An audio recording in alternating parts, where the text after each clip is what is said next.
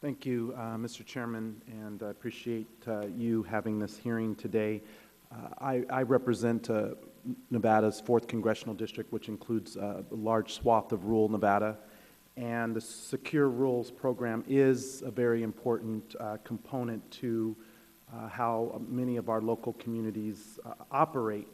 And again, I want to thank the Chairman and the Ranking Member for having this hearing today.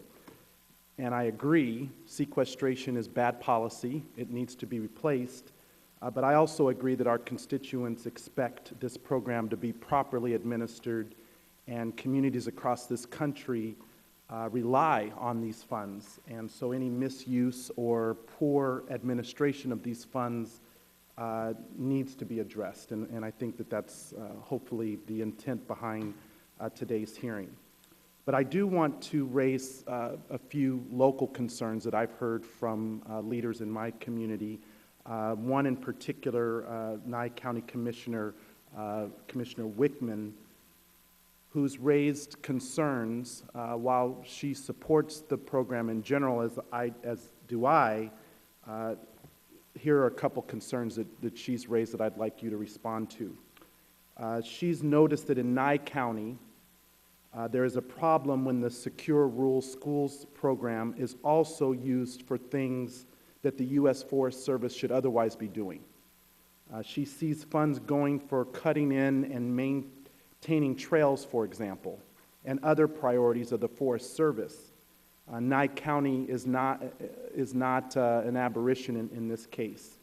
So the Secure Rural Schools Act was designed to operate in a way to support the needs of local communities and those schools in particular, but it leaves the 775 rural counties and over 4,000 schools that benefit from the program in a situation where they see these funds being used for other purposes. So can you share with the committee how you determine where the funds actually go on the ground? It's a good question. So the counties themselves actually are able to make elections with respect to how Secure Rural School dollars are spent. Title I is for roads, schools, those types of things. Title II is for the projects that you referenced. They may be forest management, they may be road projects, they may be recreation sites, those types of things.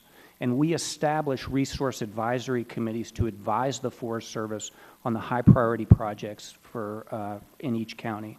The third area is for wildfire planning.